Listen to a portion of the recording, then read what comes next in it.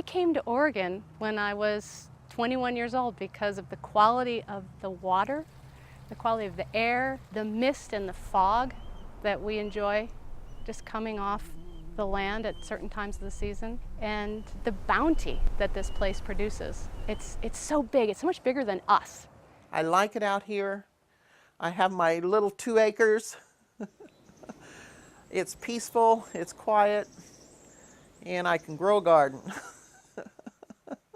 I grew up 3 streets above a steel mill and have no recollection in my youth of birds or trees or anything, so this is really a special place to me. Growing up in Portland and being so close to Sauvie Island, it was always amazing how close we were to the birds, going to the river, the beaches, of course, and a fall tradition, picking squash and choosing gourds and the pumpkins. I moved to Oregon in 1990 because I was absolutely taken with the scenic beauty of the area and the way the area had been thoughtfully managed and developed over the years to avoid the devastating sprawl that afflicts so many places around the country. It doesn't take anything to build a strip mall, to run a bulldozer over something and put up tract homes. What takes the special effort is to keep it pristine.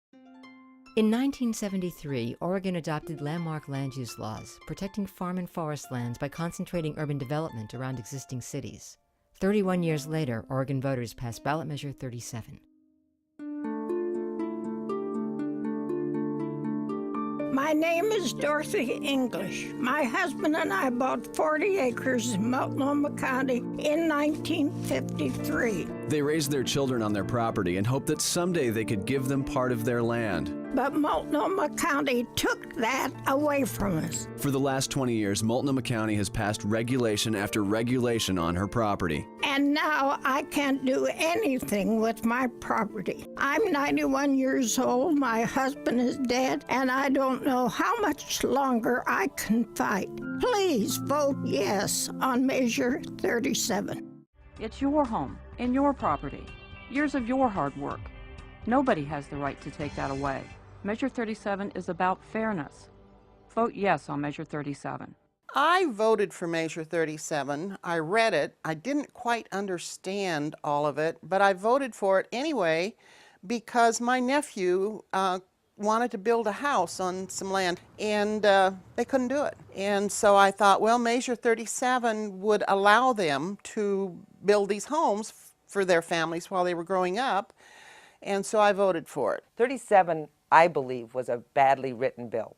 And when I first saw it come out, I was very concerned. And then when I saw the commercials that came out, I was just appalled because the commercials didn't say what Measure 37 was saying at all. When I read who in fact was asking you to vote against it, the names spoke for themselves. It was the governors, it was the Department of Forestry, it was the farmers, it was anybody who had a stake in the agriculture, vibrancy, life of this state was begging you.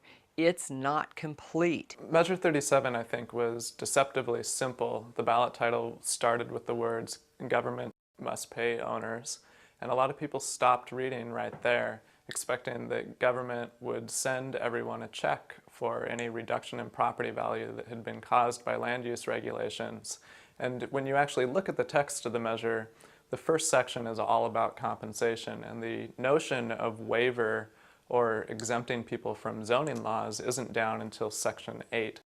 The original intent that I thought was for families to build on family property, only to discover that it was timber companies and farmers who wanted to exploit their land to build the housing developments. The property that abuts mine is this wonderful filbert orchard. It's been growing hazelnuts and walnuts for at least 50 years. And some new owners, these 2 developers from California, proposed to build 59 houses on 60 acres, right next to my property, right amidst where the clouds of dust from the disk blow as the farm is cultivated in the fall. The widow and her husband took care of that filbert orchard beautifully for 35 years.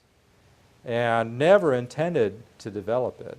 She sold the property under a land sales contract to the developers and agreed to a provision she never really understood, that she would help them get a Measure 37 claim. The address for the claimant is listed as 333 Bayside Walk, San Diego, California.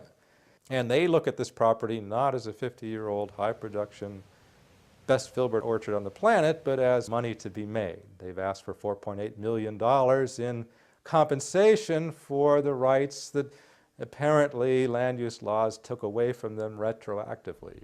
Directly behind me on the Stimson Lumber Company, they are proposing to build 41 homes on approximately 27 acres each. I think it's really tragic what's happening as a result of Measure 37 and how big corporations such as Stimson have come through and changed the whole purpose of the land. The original zoning was established to protect our farmland, and as a result of Measure 37, that's all going away. It's fading away.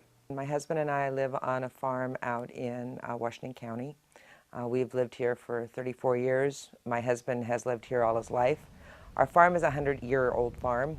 In a 2-mile radius of our house, they are planning to add 1,720 houses. And that would totally change the landscape of this area. It would change our ability to function as farmers, and I think as a community. I moved to Molalla originally after commuting to Portland for 23 years and doing heavy construction.